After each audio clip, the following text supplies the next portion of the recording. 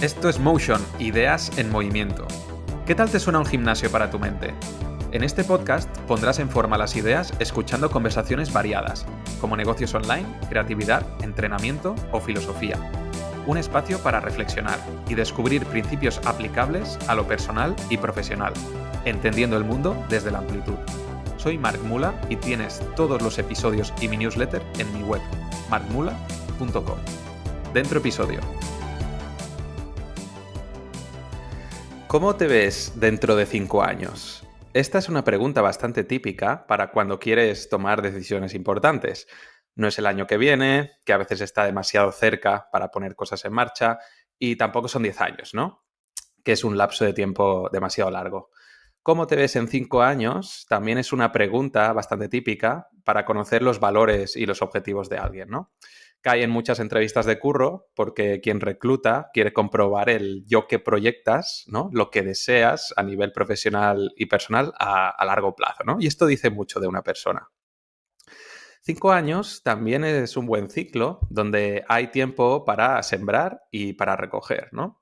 En 5 años te da tiempo de estudiar algo o aprender una habilidad y entrar en ese mercado. Te da tiempo a tener relaciones sentimentales y aprender qué tipo de persona buscas y, más importante todavía, qué tipo de persona no buscas.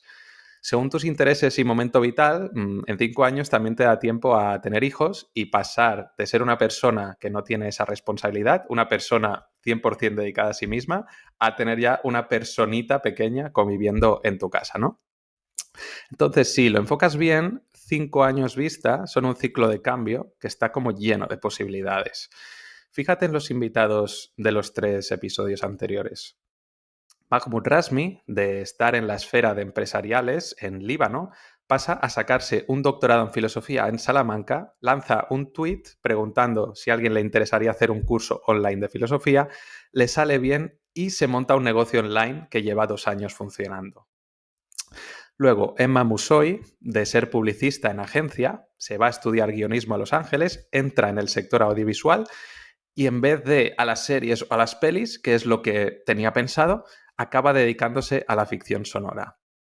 Y finalmente, Carlos Pazos, que trabaja como diseñador en UI UX, empieza a publicar ilustraciones en redes sociales para divulgar ciencia y pensamiento crítico y acaba, primero, con una marca con mucha reputación en el sector, mola saber, y segundo, publicando libros de ciencia para niños. Yo, por ejemplo, hace 5 años, justo, en 2017, a principios de año, estaba escribiendo una novela de fantasía que acabó enterrada en el armario y a finales de ese año, de 2017, estaba organizando un campeonato de Muay Thai. O sea, fíjate cómo cambian las cosas. Pero bueno, la cuestión no lo he hecho a propósito, ¿no? Pero por Motion parece que se están pasando muchas personas que se reconvierten, que su vida iba por un camino y lo cambiaron. O mejor aún, ¿no? Con una metáfora más contundente, con más contraste, no se cambiaron de camino, son personas que iban por la selva y de repente se meten a saco por la nieve, por un territorio que no tiene nada que ver. Entonces, ¿qué lección saco yo de todo esto, no? Que si tenemos la mente abierta, las proyecciones que hacemos sobre nuestro futuro al final representan un ciclo de posibilidades enorme. Y además, tal y como yo lo veo, estas posibilidades pueden ser de dos tipos. Posibilidades deliberadas y posibilidades inciertas. Las posibilidades deliberadas tienen que ver con lo que responderías en la entrevista de trabajo, ¿no? Dentro de 5 años, Adolfito se ve formando una familia y yo qué sé, en vez de ejecutando, se ve dirigiendo equipos a nivel internacional. Son posibilidades, estas las deliberadas, que puedes aterrizar sobre un papel, que puedes descomponer, medir y elaborar un plan para conseguirlas, ¿no? Volviendo a los últimos invitados, no lo sé seguro, pero es bastante probable, por cómo han ido haciendo las cosas, ¿no? Que a 5 años vista, pues Rasmi, Emma y Carlos tengan sus propios planes para explotar sus marcas y negocios, ¿no? Yo, por ejemplo, en la portada de mi libreta personal tengo escrito The Five en inglés, ¿no? Y representa mi plan a 5 años vista para alcanzar esa idea romántica, difícil pero no imposible, o eso creo yo, de dejar de cambiar tiempo por dinero, ¿no? Pero bueno, la cuestión, todo eso son posibilidades deliberadas. lo que nos puede llegar del futuro gracias a tener un plan o una dirección. Y luego están las posibilidades inciertas.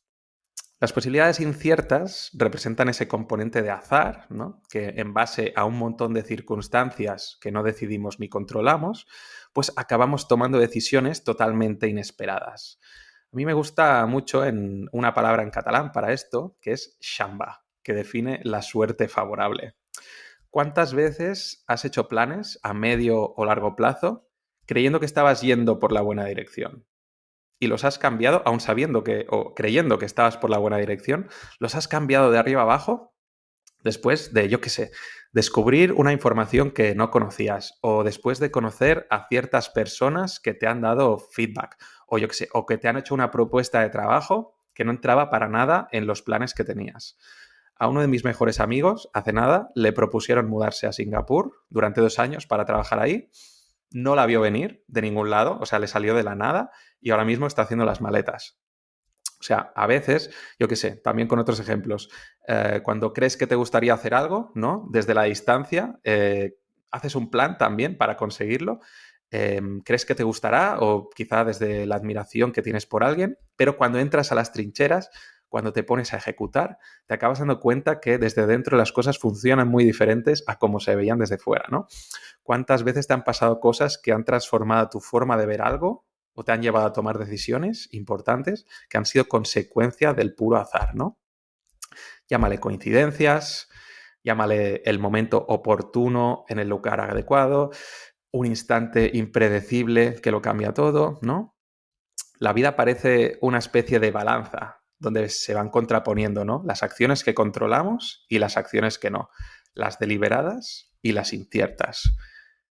Y todo esto de las posibilidades deliberadas o las inciertas, o de proyectarnos en estos ciclos, ¿no? De 5 años, o de observar cómo cambia la vida personal y profesional de la gente, me lleva a pensar en ese gran tema que, aunque queramos, no podemos evitar.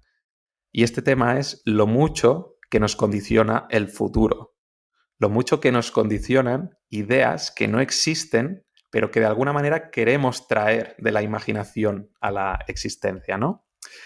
En el episodio 26 hablé del ser humano como un ser narrativo, ¿no? Un ser que piensa y da sentido al mundo a través de historias. Decía, el mundo es el territorio y las historias son el mapa que usamos para guiarnos, ¿no? Y eso es verdad, pero también hay otra característica, ¿no? Que nos define como especie y nos sitúa en otro nivel.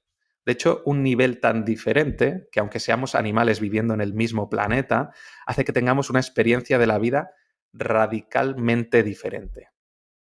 Esta característica es la conciencia del tiempo y nuestra relación que tenemos con él. La conciencia del tiempo tan particular que tenemos se nutre, yo qué sé, de otras, como la potencia de nuestro lenguaje, ¿no? Para ser capaces de diferenciar entre pasado, presente y futuro. Y se nutre también de poder crear una narrativa en nuestra cabeza, ¿no? Una narrativa que forma un hilo coherente entre lo que una vez fue y lo que una vez será, en lo que podemos poner en perspectiva, ¿no? Con esto, los eventos pequeños, como los que ocurren entre instantes, y eventos gigantescos, como entender la evolución de una cultura a lo largo de 1000 años. Nosotros somos el único animal con esta conciencia del tiempo. El resto de animales viven en el presente, ¿no? No hacen planes a largo plazo, no son conscientes de su mortalidad, no son conscientes del paso del tiempo entre generaciones, ¿no? Ni son conscientes del mundo en el que viven más allá de su ecosistema o territorio, ¿no? En esta conciencia especial está nuestra bendición, ¿no? Pero también una especie de condena. Esta conciencia del tiempo es una bendición, ¿no? Porque nuestra capacidad, digamos, para proyectarnos más allá del ahora nos permite pensar en quién queremos ser, qué queremos construir, qué podemos cambiar y empezar a actuar en consecuencia para que ese futuro deseado se convierta algún día en presente. Y podemos reflexionar sobre eventos pasados para extraer lecciones sobre ellos.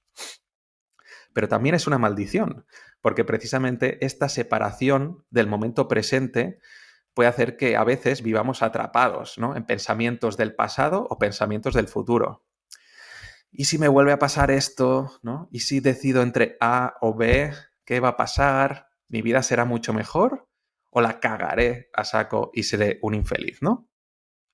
Como consecuencia de dejarnos arrastrar por bucles del pasado o del futuro, acabamos viviendo en mundos que no existen, ¿no? Que están solo en nuestra imaginación. Sobre esto hay un cuadro muy famoso, que seguro que has visto, que es Saturno devorando a sus hijos. Saturno es el nombre romano del dios Cronos, que en la antigua Grecia representaba el tiempo, y durante mucho tiempo, valga la redundancia, fue el gobernante de todos los seres divinos. Cronos se hizo con el poder castrando a su padre Urano, ¿no? Lo derrotó, con una hoz le fue ñaca, ¿no? Y le castró. Y luego, para mantenerse en el poder, se comía a sus hijos nada más nacieran, porque pensaba que sus hijos le iban a derrocar. Entonces, Cronos representa el tiempo porque es una fuerza que lo destruye todo. Destruye a la generación anterior y destruye a la generación posterior, ¿no? Destruye el pasado y el presente, perdón, el pasado y el futuro, ¿no? Para conservarse él eternamente. Entonces, mientras pasan las eras y la realidad muere, el paso del tiempo es lo único que se mantiene. Cronos destruye lo finito para que su reinado sea infinito. Entonces, este cuadro, Saturno devorando a sus hijos, que puede parecer una escena gore y ya está, representa esta visión del tiempo, ¿no? Que nos condena como humanos, algo de lo que no podemos escapar, algo que hagamos lo que hagamos nos acabará devorando, ¿no? A nosotros, a nuestro planeta y algún día, pues al universo, que también está sujeto a las leyes del tiempo. Es verdad que la concepción del tiempo cambia con las eras, ¿no? Y con la cultura, pero lo entendamos como lo entendamos, siempre hay cierta idea compartida, ¿no? En el hecho de que es inevitable, ¿no? Como Thanos. Y como no podemos escapar del tiempo, como diría Martin Heidegger, el tiempo es un lugar desde el que pensamos, ¿vale? ¿Esto qué significa? Que para la experiencia humana el tiempo no es tanto un hecho físico, sino un sitio. El tiempo es un espacio en el que nos desarrollamos, ¿no? Para entenderlo mejor, Martin Heidegger distingue dos tipos de tiempo. Primero, el tiempo vulgar, que sería el tiempo objetivo, el tiempo del mundo real y cotidiano, lo que pasa mientras miras las agujas del reloj, ¿no? El tiempo vulgar es un tiempo al que Heidegger no le da mucho valor. De hecho, le da un poco de pena porque aprovecha y hace una reflexión muy interesante que dice que nuestro día a día, no importa quién seamos ni dónde vivamos, nuestro día a día está condicionado por estar mirando constantemente el reloj, por saber qué hora es y qué toca hacer en ese momento, ¿no? Si lo piensas, miras el reloj para ponerte una alarma y saber a qué hora despertarte, miras el reloj para saber a qué hora puedes desayunar, miras el reloj para saber cuándo toca empezar a trabajar, para saber a qué hora puedes irte a casa, para saber cuándo toca cenar o ver esa serie de Netflix, ¿no? Todo lo decides en función de una hora y en función de un gesto mirando el reloj o mirando un móvil, ¿no? O sea que vivimos en la dictadura del reloj, ¿no? Pero volviendo a los dos tipos de tiempo, por un lado está el tiempo vulgar, que es el tiempo objetivo, el tiempo que pasa, ¿no? Y para Heidegger no tiene ningún interés. Y luego está el tiempo que Heidegger llama originario.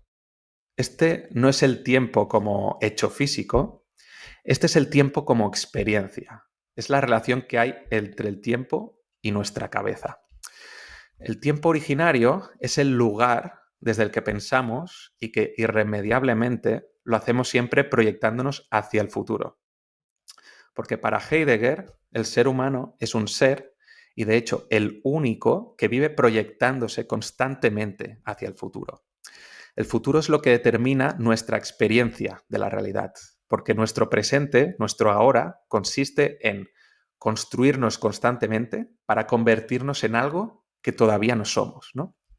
Nos convertimos en algo que todavía no somos, queramos o no, ya sea a través de posibilidades, hemos dicho, deliberadas o posibilidades inciertas, es decir, a través de acciones que decidamos o con un poco de chamba.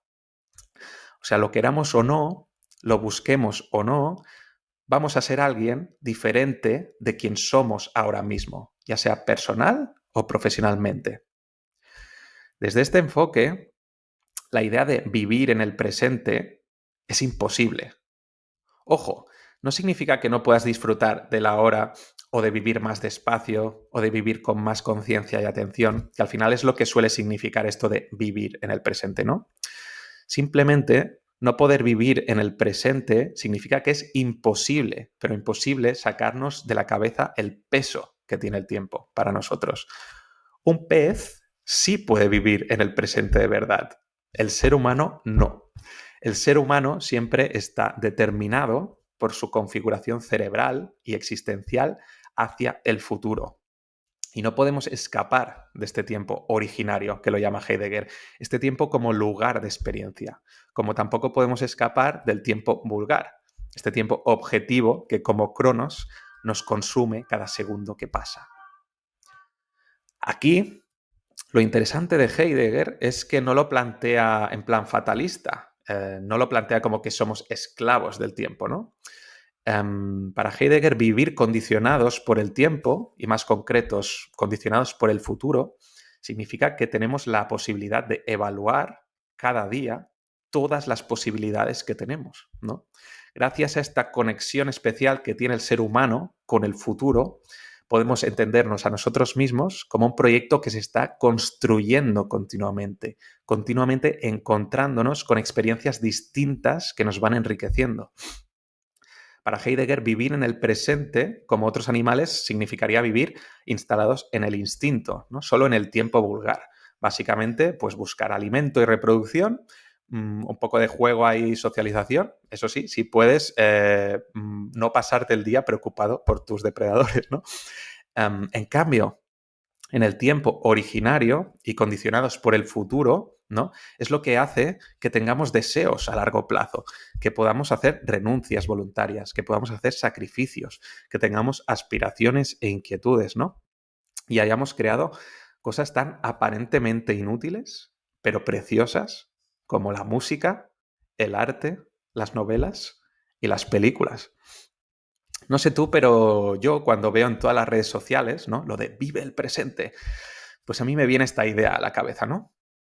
Lo mucho que tengo que agradecer por poder determinarme por mi futuro y no por el presente, ¿no? Agradecer que pueda aspirar a unos valores, a unas conductas, a unas conexiones, ¿no? A un estilo de vida, aspirar a un yo que todavía no existe, ¿no? Y que eso sea lo que me inspire, ¿no? En mi yo presente. No sé si este enfoque es para todo el mundo, pero para mí está claro que sin esta compañía constante del futuro, mis últimos invitados, Rasmi, Emma y Carlos, y no solo ellos, ¿no? Sino con casi todos los que he hablado, no hubieran cambiado sus vidas para dedicarse a los que les sugerían pues, sus yos del futuro, ¿no? Y yo ahora mismo tampoco estaría grabando esto si no supiera para qué lo hago y dónde me gustaría llegar con ello algún día que todavía está por existir. Después de escuchar esto, ¿tú dónde dirías que vives más? ¿En el pasado, en el presente o en el futuro? Mientras te lo piensas, yo voy a seguir condicionado por el futuro, sobre todo el de este podcast, y a gestionar a los próximos invitados, ¿no? Para exponerte a ideas lo más interesantes posible. Recuerda que después de 3 entrevistas y este episodio, en solitario, viene una semana de descanso. Espero que la reflexión te haya sido útil o te haya resultado interesante. Muchas gracias y hasta pronto.